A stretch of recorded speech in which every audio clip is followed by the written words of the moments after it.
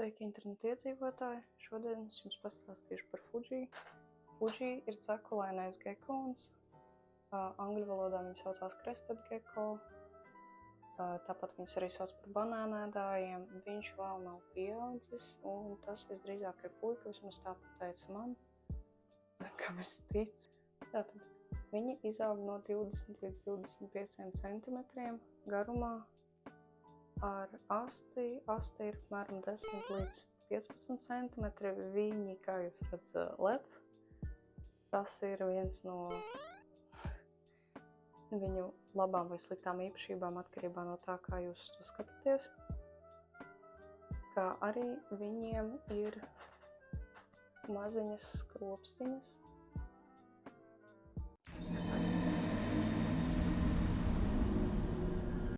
Tāpēc tie arī saucās crested cekulainie gekoni banānēdāji. Viņi ir tāpēc, ka pārsvarā viņu diēta, kā pieaugušiem, pārstāv no augļiem.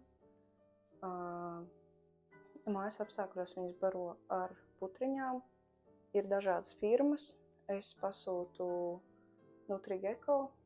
Vēlāk es jums parādīšu, kā tieši tās putriņas taisās.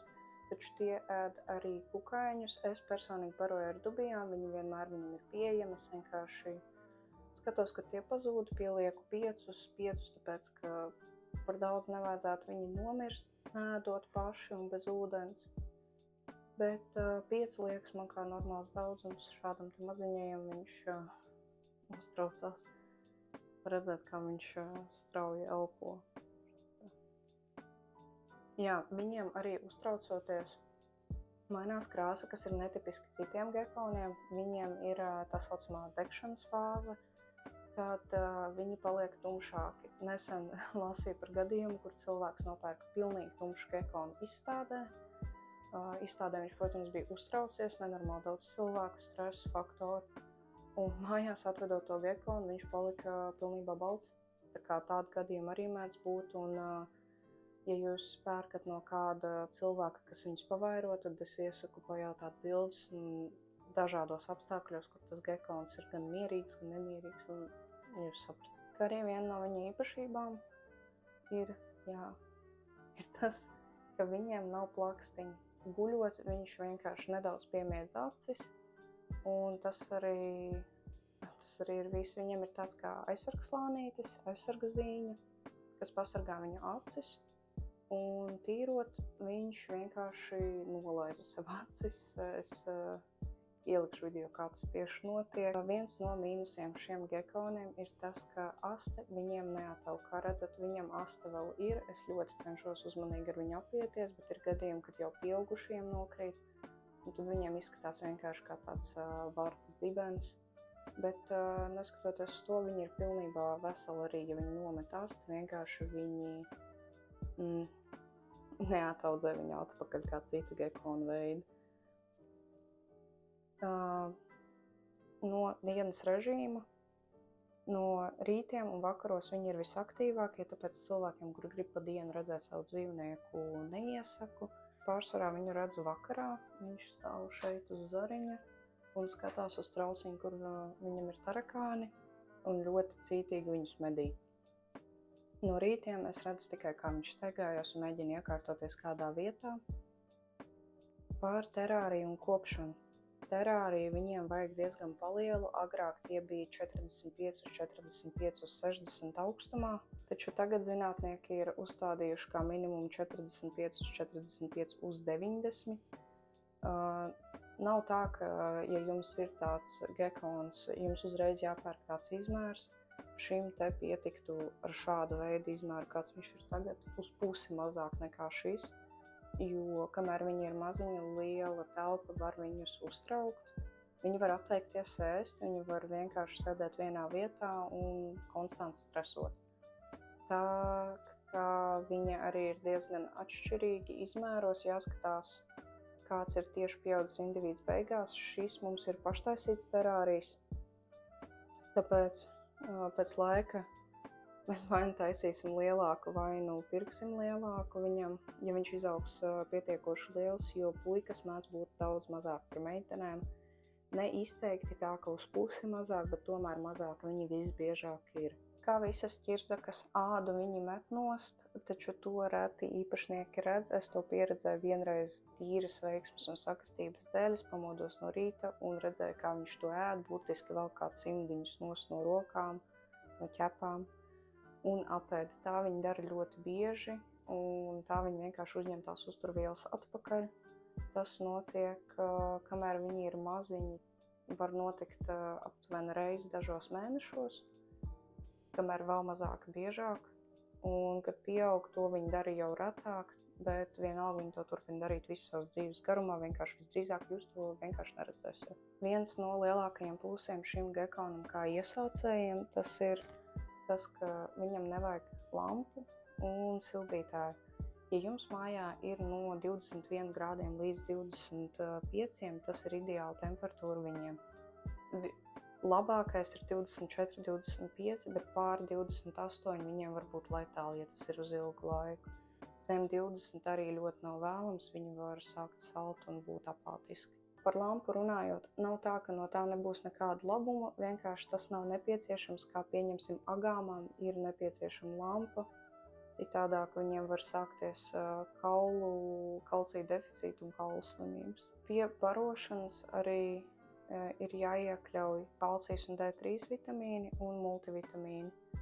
Pārsvarā cilvēki viņus dod noteiktas reizes nedēļā, taču es dodu pie tarakāniem visu laiku, jo tos viņš neēd nenormālos daudzumos. Viņš apēd vidēji 1 tarakānu dienā vakarā.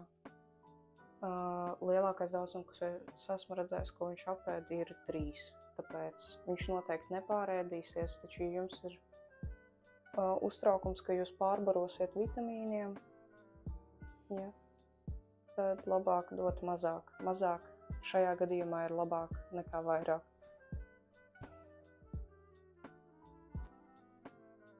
Ja dot viņiem par daudz vitamīnu, tiem var sākties kuņģzārņu traktu problēmas, viņiem var sākties caurē, viņi var mazāk sākt ēst, sliktāk nāks āda nost, kas var traumēt viņiem pēdas pirkstus, jo ja āda nāk nevienmērīgi slikti nost, un tas notiek vairākas reizes, un jūs to nepamanat, tad asins cirkulācija pirkstam tiek atdalīta, un tas vienkārši amputēs pats savā veidā.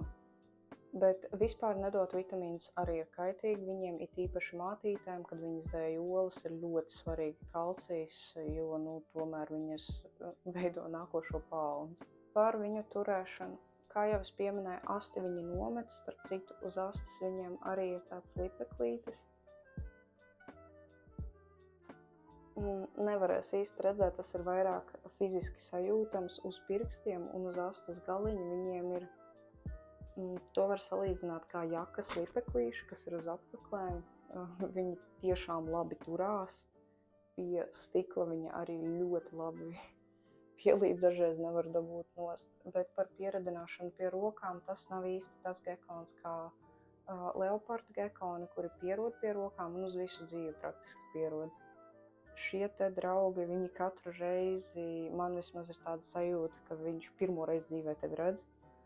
Un vispār kas tu esi. Var viņus pakāpeniski pieredināt pie tādām nelielām pastaigām, sākt ar nelielu laiku. Kad jūs atvedat viņu mājās, vispār neaiztieciet viņu, labi būtu līdz vismaz dažām nedēļām viņu neaiztikt, jo viņš streso, viņam viss ir jauns, smaržas, garšas, pilnīgi viss nezināms. Bet pēc kādu laiciņu jūs jau varat sākt viņu mēģināt lēnām radināt pie rokām. Sākumā dažas minūtes dienā, pēc tam jau 10 minūtes, 11, 20, bet arī pārāk ilgi nav vēlams, jo tomēr viņam tur ir noteikts mitrums, noteikts siltums, ventilācija, un viņš pie tā ir pieredzis. Viņš tik cītīgi mēģina tikt kaut kur, un es nesaprotu, kur.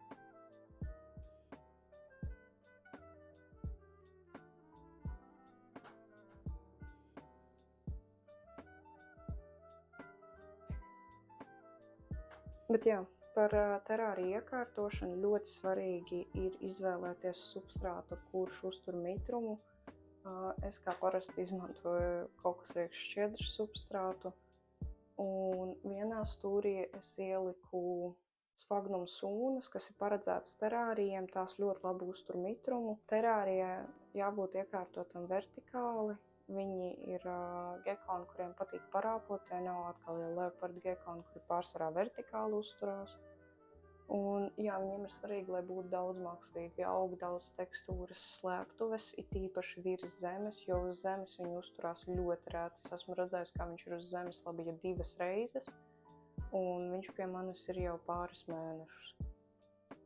Šis puika paaugās jau stabili 4 gramus, viņš atbrauc galīgi sīks, viņš bija 13 grami pašā sākumā, un tagad viņš jau ir liels puika, gandrīz. Galīgi, ne? Ir arī tāda opcija, kā taisīt bioaktīvos terārijus. Tie ir burtiski tas pats terārijs, bet īsti dzīvi augi. Un tad tajos terārijos ieliek arī springtails vai izopodus, kuri palīdz pārstrādāt, ja augs nopūst, ja viņš izdara savas lietas. Jo pašlaik es to vācu patinos, bet nespēju visam izsekot. Tīrīšana ir burtiski, es pamanu kaut kas nav labi. Viņš ir vienā stūrī izdarījis savu lietu, es savācu to vienkārši ar salveti, ja vajag noskaloju ar ūdeni, nekādu ķīmiju nedrīkst izmantot. Ļoti jūtīgi, un viņi dzer arī notekūdeni, kas vienkārši notek no stikla vai uz lapām savācās. Ūdens trauciņš man viņam ir, taču nereiz neredzēju, ka viņš to būtu izmantojis. Tas ir vairāk man kā drošībai, ka es zinu, ka viņam tāds kas ir. Paši viņi ir ļoti klusi, mierīgi. Ja salīdzināt ar tokē gekoniem, tie ir ļoti mierīgi, ļoti jauki un pasīvi dzīvnieki. Viņš visskaļākais, kas var notikt, ko viņš izdara, tas ir, ja viņš pārlec no zara uz lapas un tā noskan. Tas arī maksimums, ko viņš var dabūt no sevis. Viņi tiešām nav sarežģīti uzturēšanā. Par barību runājot, es pasūtu to no Lietuvas veikala, es pat neesmu pārliecināta, kā viņš saucās. Jo Latvijā, diemžēl, tās putriņas, ko viņi ēd, nav īsti pieejami. Bet tos ir ļoti vienkārši pasūtīt no Amazona, no dažādiem internetu veikaliem. Galīgi nav sarežģīti, ēd ļoti maz, nenormāli maz. Ja es uztaisu viņam, rupi sakot, trešdaļu tēkarotas putriņas, viņš apēd tik daudz, ka es to pat īsti nevaru aprakstīt. Par smidzināšanu un tādu ikdienišķu lietu. Uzturēšanu es apsmidzinu kārtīgi vakarā. Viņiem vajag diezgan lielu mitrumu, zem 50 tas jau ir stipri par maz priekš viņiem, tāpēc vajag, lai būtu terārijā higrometrs un termometrs. Termometrs vienkārši zināšanas pēc, ka istabā tiešām nenokrītas temperatūra, jo ja kas var ieslēgt sildītāju, lai uzlabotu viņam to labsajūtu, bet higrometrs, jo vakarā es apsmidzinu, mitrums pakāpjās, naktī viņš uzceļās līdz savam augstākajam punktam. Ja no rīta viņš ir 50 aptuveni un pa dienu 50-60, vakarā viņš varētu būt 70, tad viņš pakāpjās līdz 80-90 pa nakti, un tad atkal viņš pakāpeniski nokrīt. Svarīgi ir netaisīt dubļus viņam terārijā. Viņiem mitrums patīk, bet viņiem nepatīk purvs, viņi nav, Viņi nav tādi dzīvnieki. Un svarīgi arī pārāk sausu neturēt, jo tad var rasties viņiem ādas problēmas, ādas mešanas problēmas, un vispār viņi ir mitrākas kategorijas dzīvnieki, viņiem patīk. Par šo laikam es jums pārsvarā pastāstīju. Ja jums ir kādi jautājumi, droši uzdodiet. Es vēl neesmu ļoti pieredzējis gekonu turētājs, bet ko zināšu, ko varēšu pastāstīšu.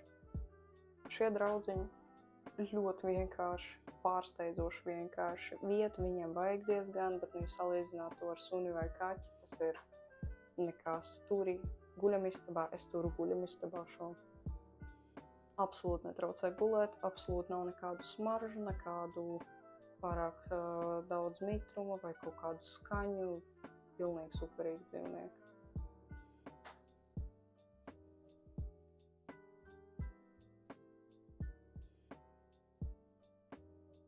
Par turēšanu vēl katru reizi, kad es viņu ņemu, es cenšos vispār nepieskarties astei.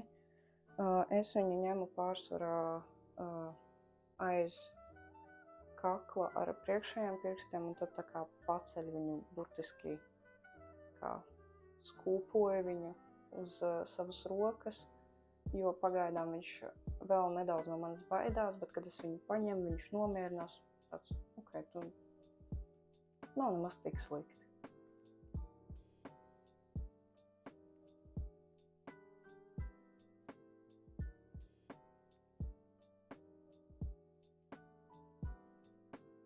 Tātad ēdienu pagatavošana ir diezgan vienkārša. Šāda viņam ir vitamīnu izlase, multivitamīni, kalcijs plus D3. Svarīgi ir skatīties, cik tad ir tas D3 sastāvā tieši.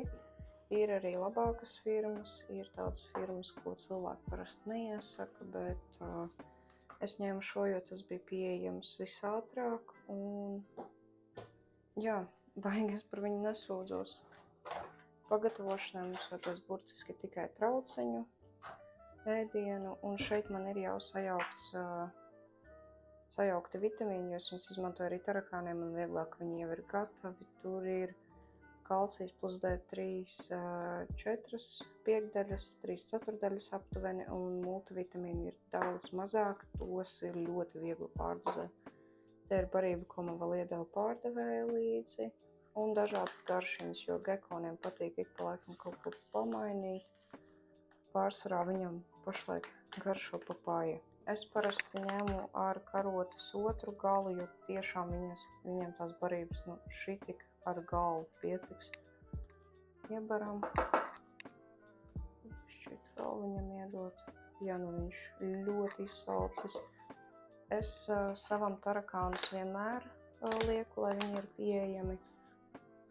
Bet barību tieši šo te pieaugušajiem dod 1-2 reizes nedēļā. Es pagaidām, kamēr viņš ir maziņš, piedāvāju katru otro dienu vitamīnus, burtiski grams, mazāk varbūt pat nezinu, cik te varētu būt. Barību viņš vienalga neapēd tieši daudz, tāpēc tā. Tūlīt es pieliešu ūdeni šim te. Ūdeni arī burtiski daži pilieni. Šādi te viņš maisās. Es piešāvu stipri par daudz ūdens, viņš ir nenormāls šķidrs. Es tūlīt likšu vēl klāt pašu putriņu. Bet, ja jums ir, pieņemsim, gekons, kuru jūs nesen iegādājāties, jūs varat jautāt pārdevējiem, kāda biezuma tas gekons ēda parasti, jo mēdz būt tā, ka viņi atsakās ēst tieši konsistences dēļ. Vai nu viņiem ir pa sausu, vai nu viņiem ir pa šķidru, viņi var būt diezgan izvēlīgi ēdāji. Ņēmām vēl, samaisījām. Tas man tā kā vēl joprojām pa šķidru liekas, bļāmies baigi daudz viņam sanāk. Bet, tās putriņas viņiem pietiek uz ļoti ilgu laiku. Es šitās pasūtīju, man šķiet visas kopā par 35-40 eiro no, atkal jau es neatceros, kā tā mājaslapa saucās. Un, burtiski šī tik daudz, tas jau ir stipri pa daudz viņam. Esmu redzējusi, ka cilvēki arī taisa putriņu uz vairākām dienām, viņi var droši glabāt leduskapī. Par termiņiem neesmu pārliecināta, cik ilgi, bet, ja es ielieku, pieņemsim šo te viņam vakarā tagad, no rīta es viņu jau ņem ārā, viņš jau tāds pažuvis ir, un, vakar pat rītu viņu mēdz paēst, un tas viņam arī visdīži liela ēdāja viņa nav, šī tik daudz viņam, realistiski, ja viņš viņu tiešām ēst, viņam pietikt ar šito uz vairākām nedēļām, bet es dodu viņam vairāk, jo, apēdīs, ja nē, tad nē, pats vainīgs. Svarīgi arī pieminēt to, ka uz zemes viņi uzturās reti, tāpēc ēdienu trauciņus pārsvarā liek kādās te augstākās vietās ar lipeklīšiem pie sūcekņiem, bet vajag būt tā, lai viņam būtu pieeja, lai viņš nerāpo pa sienu. Viņš jau skatās, kā tu žņambās tūlītās. Tāpēc jā, tarakānu uz zemes, kas ir diezgan dabīgs process, viņi tur rāpojas un tad viņš viņus ķer ēdiens uz sienas. Aizmirsu pieminēt, ka Fudži es baroju tikai un vienīgi dubie tarakānus. Tos viņam baroju vēl pirms es paņēmu viņu. Un tas ir tīri un vienīgi tāda iemesla dēļ, ka tie nevairojas tādā istabas temperatūrā, kāda ir Latvijā. Un arī viņi nerāpo pa taisnām plaknām virsmām. Nu, tas ir vertikāli, nevis horizontāli. Un tie aug dažādos izmēros, tā kā pat, kad viņš būs pilnībā pieaudzis, viņš varēs ēst vienkārši pilnībā pieaugušus dubie tarakānus. Tie izskatās šādi. Viņam trauciņā ir palikuši 3. Viņi ir ar kalciju un multivitamīniem, tā viņi tur arī sēž, kamēr viņš neizdomā, ka viņa laiks ir pienācis. Vēl no jaunumiem mums ir parādījušies atkal varžu mazulīši. Tie jau lielākā daļa ir izšķīlušies, un šoreiz mums ir tiešām iespējams, ka viņi izaugs, jo šoreiz es viņus pārnesu no lielā pieaugušo akvārija uz šo te, kamēr tie vēl bija oliņās. Šeit var redzēt, ka daļa, diemžēl, neizšķīlās, bet tas ir absolūti normāli, bet diezgan daudzi jau dara lietas. Pēc dažām dienām viņi sāks aktīvāk peldēt, un tad jau vēl pēc dažām dienām varēs sākt viņus lēnām barot.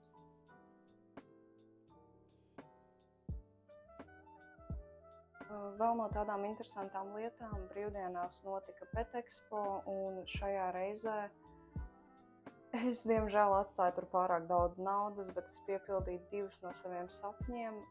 Man ļoti ilgu laiku gribējās skorpionu, un man ļoti ilgu laiku, ne tik ilgu laiku, gribējās zirnekļus, kas ir M-Balfouri, jeb Blue-Legged Baboon, kas var dzīvot komunāli kopā grupās, sākot no 5 zem tā skaitļa. Viņi varbūt bijuši šķiet kanibalistiski.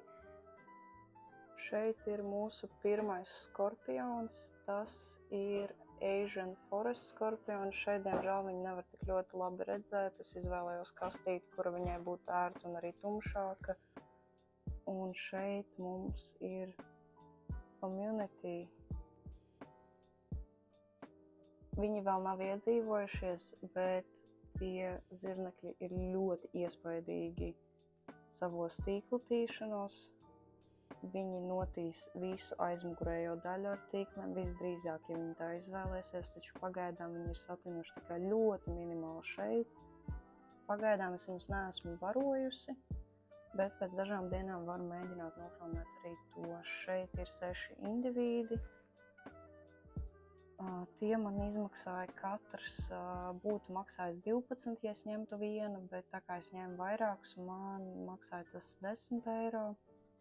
Kā arī pats skorpions man maksāja 20 eiro, tā ir pagaidām mazulīte, meitenīte. Aizmirsu pieminēt vienu no lietām, ko visdrīzāk cilvēki jautās, cik tad maksā pats gekons un cik maksā viņu uzturēt un sākotnēji iekārtot viņam terāriju. Terārijas var maksāt no 50, ja jūs taisat paši, mēs taisījām paši, mums tas sanāca 60–70 eiro. Pērkot, tie varētu būt aptuveni 150 eiro, ja tas ir kaut kas uz atlaidi vai nepārāk dārgs. Un uz augšu tās cenas iet, tāpēc tas ir tāds kā minimālā bāze. Uz dekorācijām es iztērēju varētu būt 40 eiro, jo es gribēju iekārtot tādu skaistāku, viņam ērtāku. Un man patīkamāk vizuāli. Higrometrs maksāja 10 eiro, ja nemaldos, depo. Ūdens trauciņš arī daži eiro. Tarakāni dzīvo viņiem burtiski burciņā no kādiem lētajiem higriem. Un, jā, par skorpioniem runājot, viņas visas pārsvarā, kas pārdodas, ir mātītes, jo kukaiņiem lielākai daļai, ne visiem, vairošanās ir diezgan incestuāla. Un, ja meitenīte neatrod puiku, viņa vienalga turpina savu ģimenes koku, bet piedzims viņai tikai meitas. Tāpēc, ja manai meitenītei, kad viņa pieaugs, ļoti patiks apstākļi un viņa jutīsies pietiekoši droši, viņai arī var piedzimt meitiņas, bet puikas nē, jo puikas rodas tikai un vienīgi, ja ir arī cits puika. Ja jūs vēlaties šādu veidu gekonu, agrāk viņi bija ļoti reti, kur pieejami, tagad tos jau var nopirkt diezgan daudzos veikalos. Dinozauru man šķiet, es neesmu vēl pagaidām redzējusi, bet ir eksotisko dzīvnieku veikals Brīvības ielā, ir cilvēki, kas paši pavairo. Es pirku no sievietes, kas pati pavairo, jo viņa ne tikai spēja atbildēt uz maniem pārpalikušajiem jautājumiem, bet arī atsūtīja ļoti daudz bildes, pastāstīja bezmazliet par visu ģimenes loku tieši šim gekonam. Es atbraucu, personīgi paskatījos visus viņa brālīšus un māsiņas, un es varēju izvēlēties arī uz vietas. Mans puika maksāja 130 eiro, bet tā cena ir tikai un vienīgi atkarīga no tā, cik laba viņiem ir ģenētika un kā viņi izskatās. Tāpat kā čūskām, viņiem jo labāk un interesantāk un jaunāk ir krāsiņa un morfs, jo dārgāki viņi būs. Ja jūs ņemsiet kaut kādu parastu nokrāsu, vienkrāsainu, divkrāsainu, tie varētu būt 50-60 eiro.